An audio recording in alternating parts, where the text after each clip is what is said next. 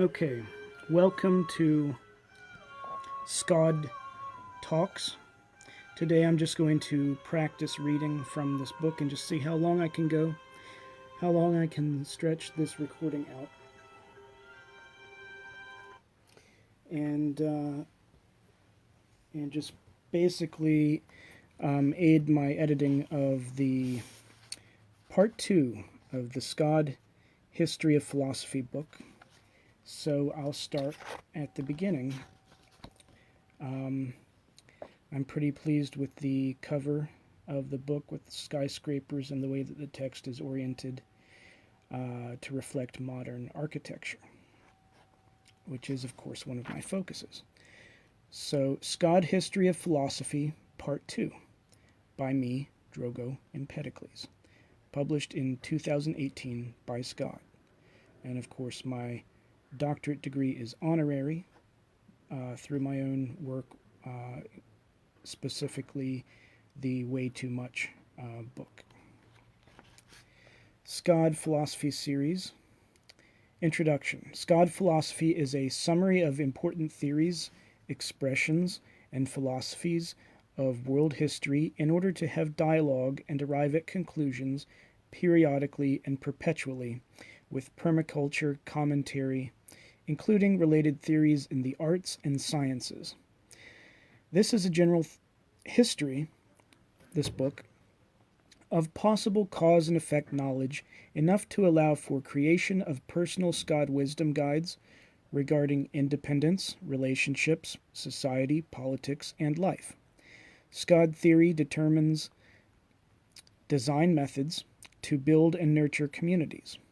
As SCOD philosophers, we can utilize various ways of thinking in creative meditations to rationalize being, history, and our environments for more humanitarian, harmonious, natural architectural dwellings in the future. So with design methods, we study case studies, so we have archives of what's already come before, and then we talk about issues and problems and what works. So through dialogue, you can arrive at your own designs and your own theories.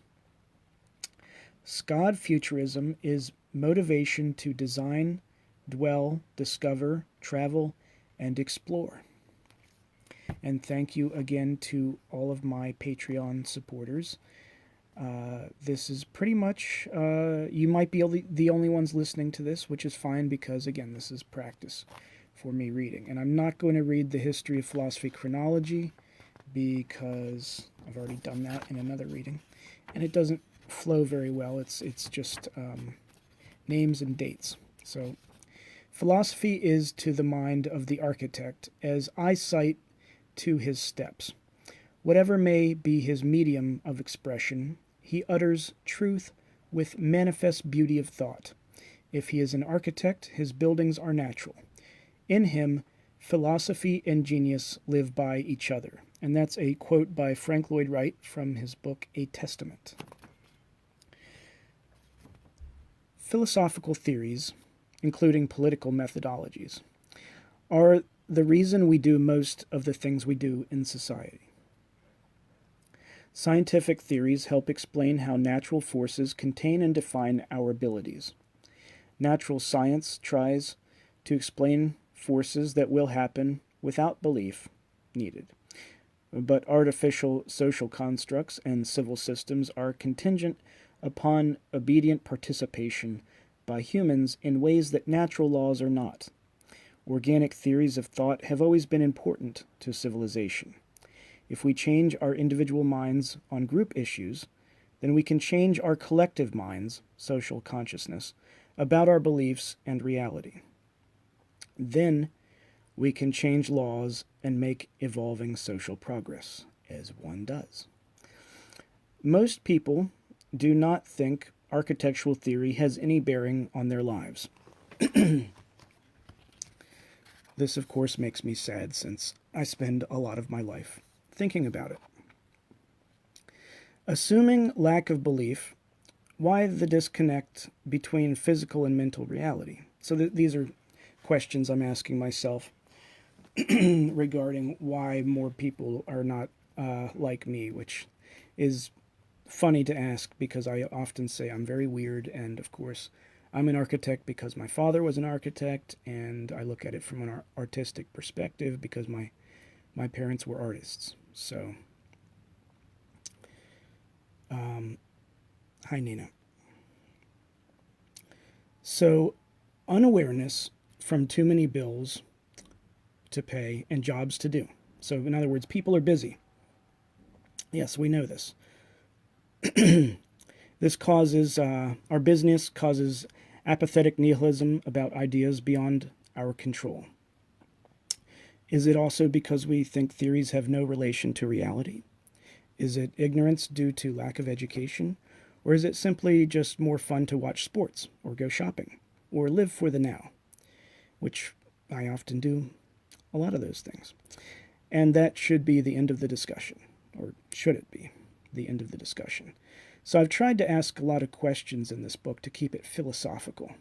Although it's a history of philosophy, I do try to keep the focus on philosophy and not just raw data, or who won what battle, what the dominant modes of history are.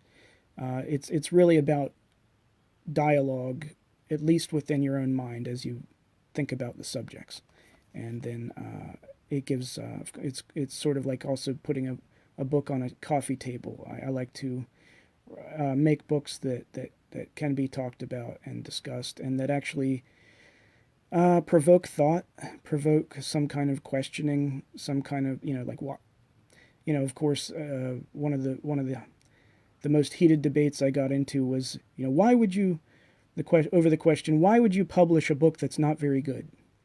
And then I don't even want to go down that that avenue, that method of thinking right now, because that the logic that I end up with, using that reasoning that you should never do anything that you're not perfectly perfect at. I just end up in a very Nazi kind of mind space, and so that really does grind my gears or irritate me. So I'll try not to get too upset. I'm just going to read what I have here, which is really pretty centrist, although the Overton window is shifting. Okay. So history is not just written by the victors of war. It is also more realistically a theory. Okay, I don't want to get into why I wrote it that way, but there's often reasons why I worded things the way they are worded, even if at first glance sometimes I forget why I worded things that way. But here I'm talking about history as not just a subject, but a theory that countless events have happened in the past. Okay, so if you believe that things have happened before now, then you believe that there's such a thing as history. That's my point there, regardless of any observer. So that theory almost says, you don't even have to be alive.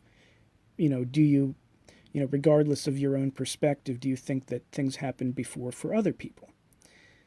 For the world, for life, the universe and everything. Okay. We will begin at the beginning with the history of human civilization.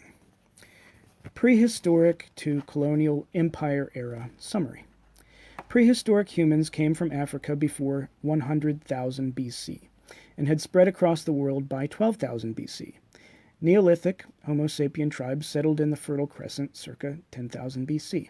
Some early settlements we have evidence for are Knossos on Crete, the Göbekli Tepe, and Çatalhöyük in Turkey, Tel Kemal in Syria, apologies for pronunciations, Jericho in Palestine, Yulsai in India, and Yao in China, to name a few. Europe, Mediterranean, Levant, Mesopotamia, Turkey, India, and Asia had begun making civilizations which would eventually record the first words of gods. While developing architecture and agriculture, people retained their nomadic or tribal origin stories, tales which were shared. blended with others, and passed on through countless generations. Most of these world Genesis myths were spread vocally by using primitive images before written alphabets. Many myth versions are lost to history because they were never written down or were destroyed or have not been found. No matter how fictional creation myths are, they are very important for cultural identity, and the very fact that there are a variety of different stories reminds us that no one religion has exclusive claim to the story of human creation, despite what their zealots may claim. Even the earliest stories have enormous doses of fantastic symbolism. Although to many ancient people, the stories were very real and powerful as living social dreams. So we can assume, I'm assuming for this that yes, religion was very real to many people. I think that just as images and creativity is alive inside my mind, I can visualize things. So in other words, when I imagine things, I can often literally see them with my mind's eye, even though I know that physically they're not really part of the material fabric of what I'm seeing. So I think myths kind of operate subconsciously like that with human beings, but I don't go into that in this book. Allegories were always important teaching tools. Religious theology is designed to keep the priests as authorities. Mythology is our oldest historical fantasy literature. So that's probably one of my most important statements out of the prehistoric period of history, is that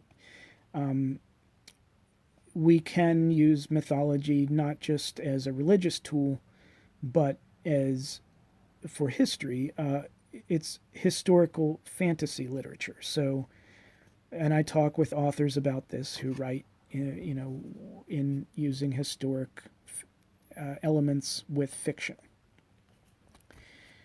It doesn't mean they don't respect history. A lot of times they really love history and they value the facts. And it doesn't mean, even when they're very fanciful like I am, that I don't like history.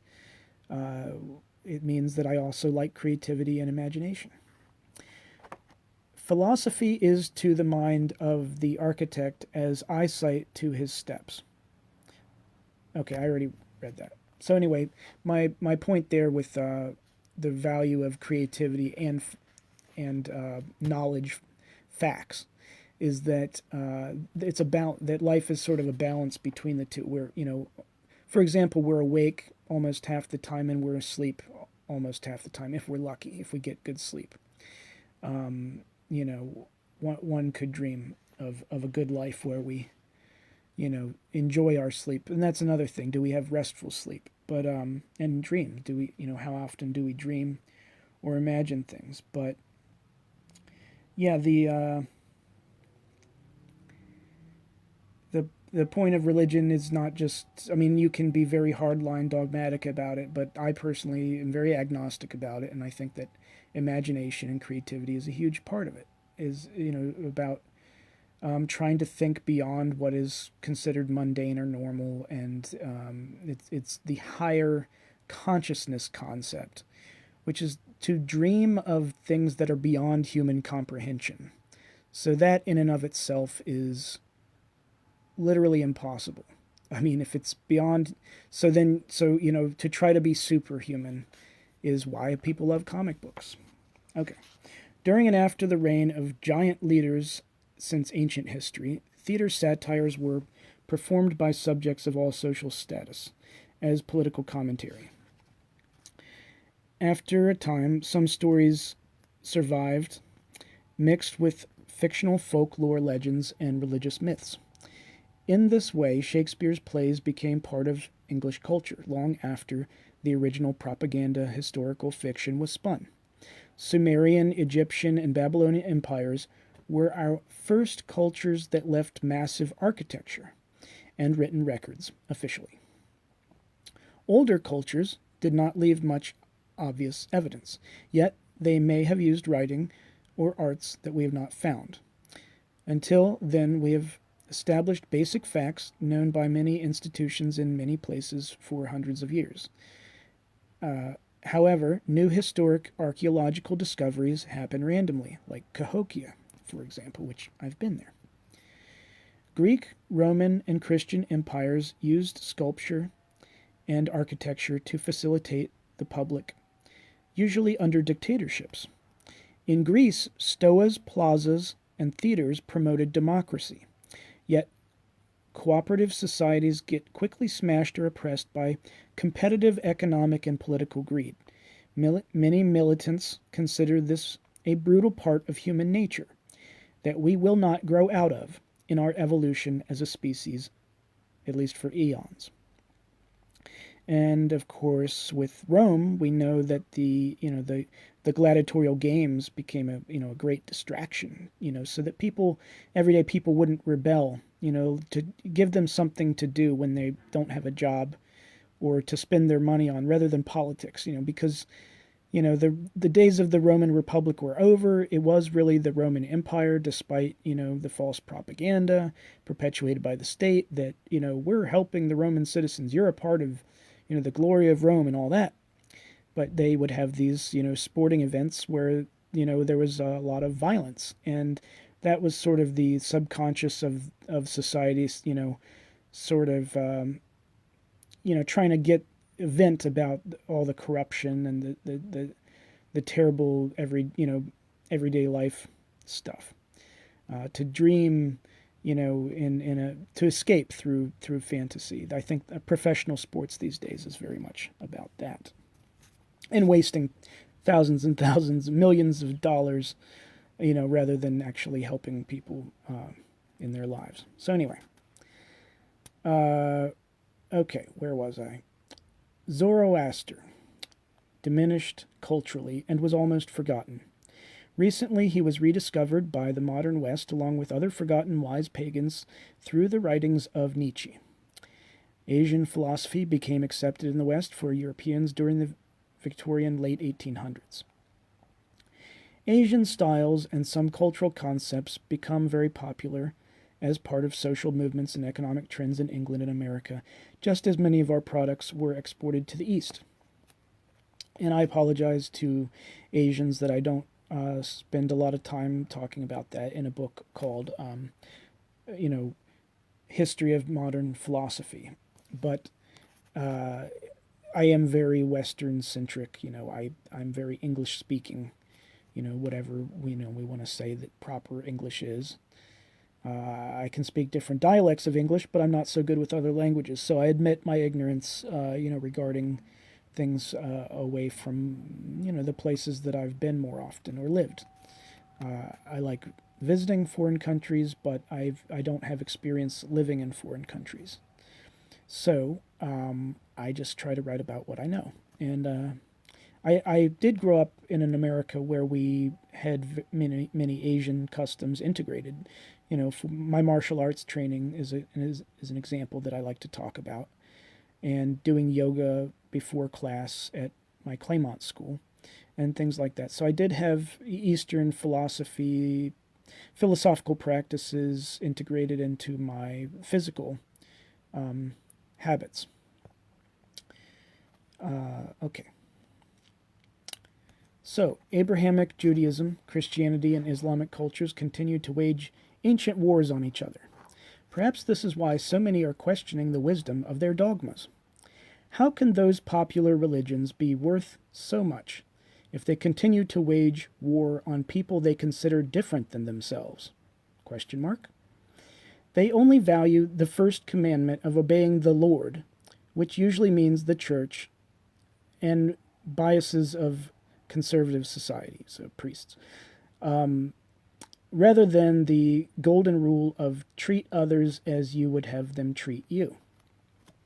So, Christian Satanism seems best embodied in the final revelations of modern corporate capitalism.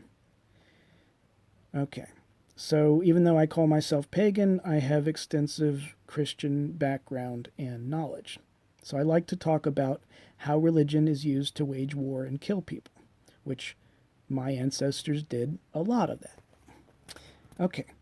Colonial empires rely on extracting resources from branches of subjugating subjugated colonies under the threat of military force.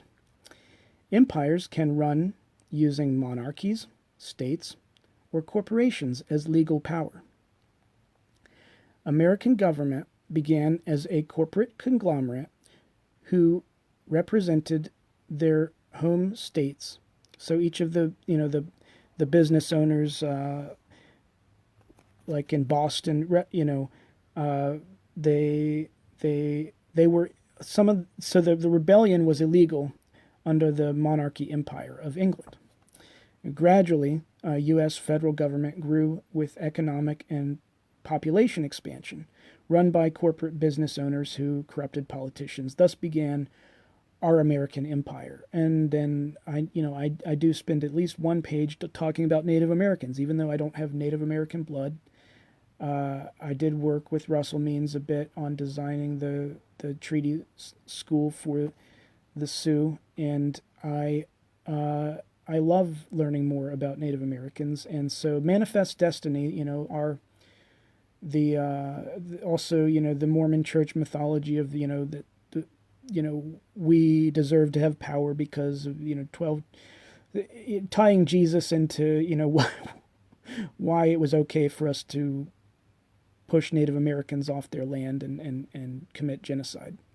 So, I mean, I think that's very important. To talk about what is true and factual, and not just propaganda. I mean, I think you can sell the facts. I think you can, have propaganda for your political position, even if your political position is based on logic and truth. You can to try to promote that. That's what I call propaganda, or neutral, somewhat neutral propaganda. Although what is entirely true is very subjective, especially in dealing with history. So that's why these words get problematic, and so that's why I try to elaborate and spend a long time talking about what is meant by different words and in what context. So Native American clashing with European culture in violent ways was a result of European imperial military conquest. In other words, it was us, my bloodline, Europeans, coming over here and waging war, pushing against Native Americans here. It wasn't Native Americans going to Europe, okay, and invading Europe. So, I think that needs to be clear. So economic migration and religious authoritarianism. Native Americans were here at least for tens of thousands of years before Europeans, since DNA evidence shows that the medieval mound builders were clearly genetically related ancestors of modern indigenous Indians. Okay. And I did talk with the director of Cahokia, and I'm sure, he felt like he had better things to do because he's a busy man, but I enjoyed, telling him that I appreciated his work and was very interested in the museum. So SCOD Ethics on Militant Leaders. I'll probably read a couple more pages and then see if I've totally been talking for no reason. If I can, hopefully when I press finish it will share as it usually does, but I don't know what the time limit is or even how much time has passed because there's no meter for it. All right. So, SCOD Ethics on Militant Leaders. Caesar was a tyrannical dictator who established a line of emperors. So, although very brilliant and important to history, he's not really a SCOD role model. Yet, Queen Boudica is a SCOD heroine because of her suffering under oppression and rebelling in defense of her people, not a conquering invader.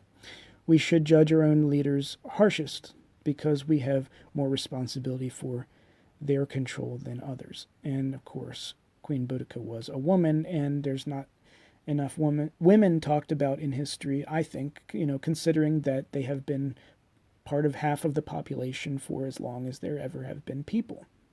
So I like talking with my music partner Nina about that yeah, it's okay to be a little bit pro-feminist because the time has come, where Mother Earth should be, better respected if that means that we have to change our thinking by, personifying the earth as a woman that we shouldn't hurt, I think that's okay. And I think it's okay to try to focus on women more since they've been neglected by male-dominated patriarchy. Okay. It is hard to consider what militant leaders do as ethically good, even if they kill some bad people or defend their own country. So this is a problem no matter, male or female. When in the course of their harsh rule they command the killing of thousands. Generals may learn the hard way that war is hell and have wisdom of campaign strategy and knowledge of willpower leadership strategies, as good veterans should. But it should always be remembered that they were not the most peaceful people in overall major ways compared to most simple farmers or average philosophers.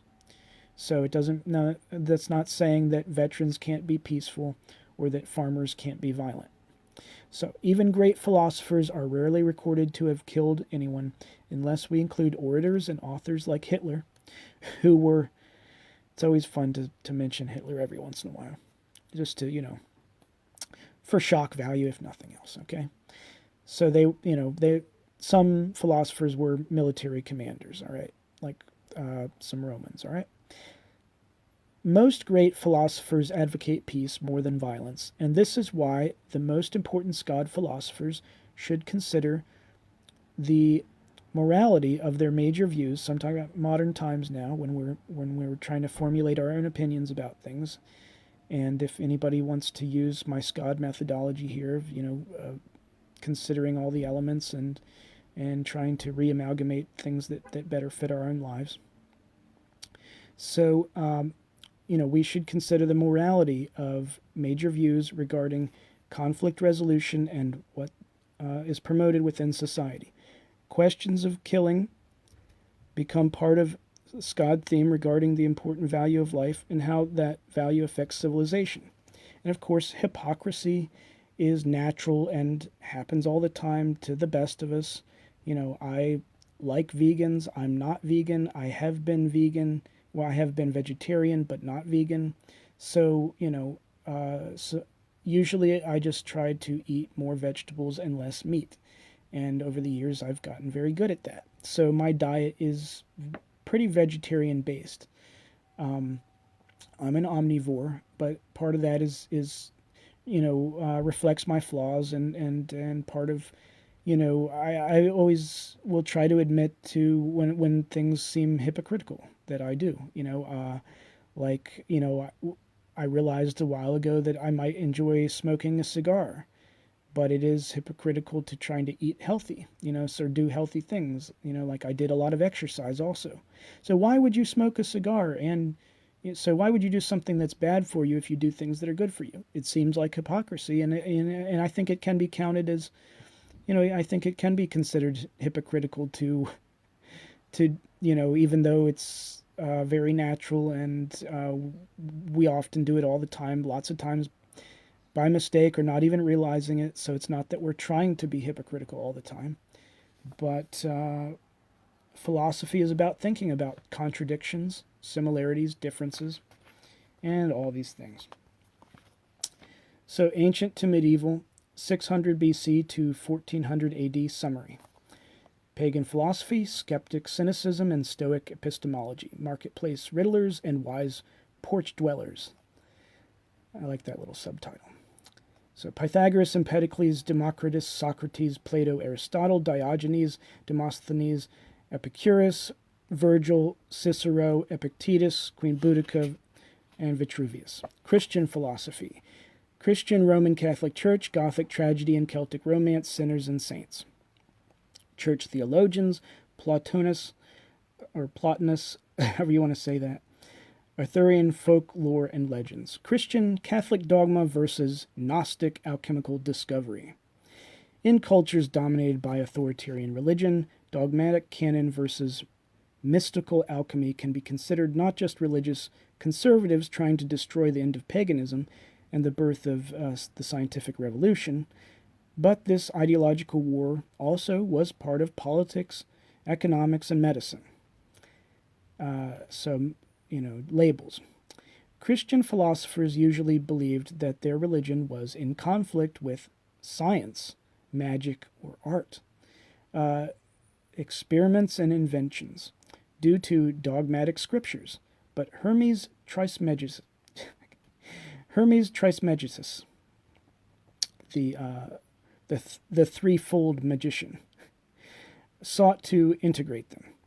Apocalyptic prophecies, Battle of Hastings, and the Doomsday Book, Romanesque and Gothic architecture, Christian crusades, St. Francis, Magna Carta, Robin Hood, Marco Polo, feudal chivalry, Dante's Divine Comedy, and Canterbury Tales. On to the Renaissance. Now, again, I'm just summarizing the history up until the modern history. So this is just the introduction to the book. Renaissance era, 1400 to 1600. Summary. Gutenberg printing press. Artists, Leonardo da Vinci, Michelangelo, Hieronymus Bosch. Utopian paradise dreamers, Saint Joan of Arc, Martin Luther, Sir Thomas More's Utopia. Dystopian hell prophets, doctors, plagues, and prophetic mysticism, Nostradamus. The End Times. American discovery, conquest, and slave trade. Elizabethan era, Shakespeare Tudor style and privateers. Agnostic science discovery, Copernicus and Galileo.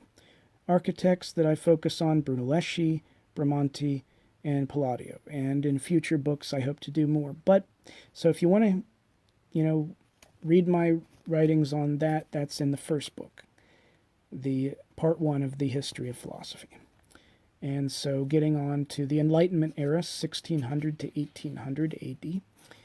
The Age of Enlightenment and Reason generated considerable development in architectural and scientific theory in Europe. After 1600, England began to benefit greatly from transatlantic American trade, privateer theft of Spanish treasure, and the African slave trade. The English Empire pushed international expansion using the East India Company at the end of the Elizabethan Age, and English colonization or colonialism took off, and naval triumph over the Spanish was won. New archaeological discoveries and more travel renewed interest in classical art and architecture. Thus, Palladian architecture grew into the neoclassical palaces of the Louvre and Versailles, words which are pronounced nothing like they're spelled. Thank you, French. And was used by every Western empire, even in later world trade fairs into the 1800s. Neoclassical styles were exaggerated and deconstructed with Baroque broken pediments, and later made more delicately fanciful with Rococo substyles contained within classicism. In music theory, the most famous composers, Bach, Beethoven, and Mozart, expressed this transition. So I'm going to wrap it up here, but I'll probably start here next time I read. So hopefully everybody enjoyed that. I'm going to go out with some music because why not? And if I can do it, I will do it. And I find it somewhat entertaining, so let's just see if I can. This is, let's see, the first song I played was me and Nina doing our musical thing, and this is Jack Black, Time for the Bone with Reggie Watts.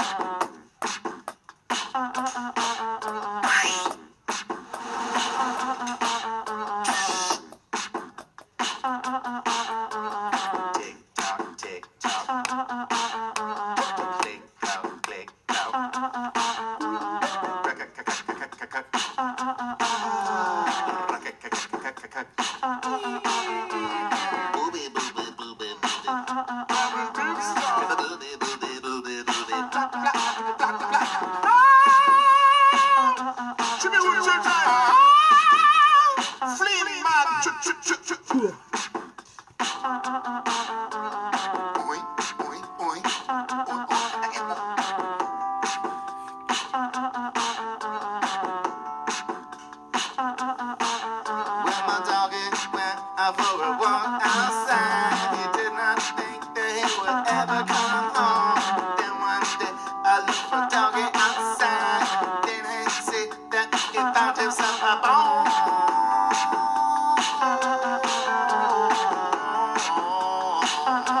He found himself a bone.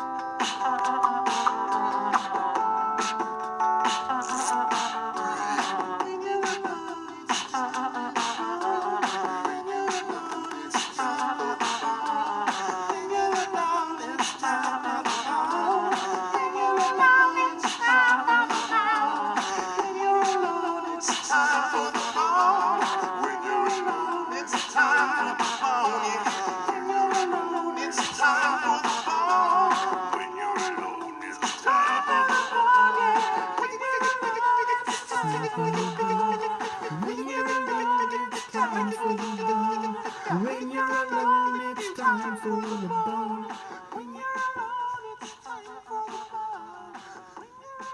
When you're alone, it's absolutely time for the bone.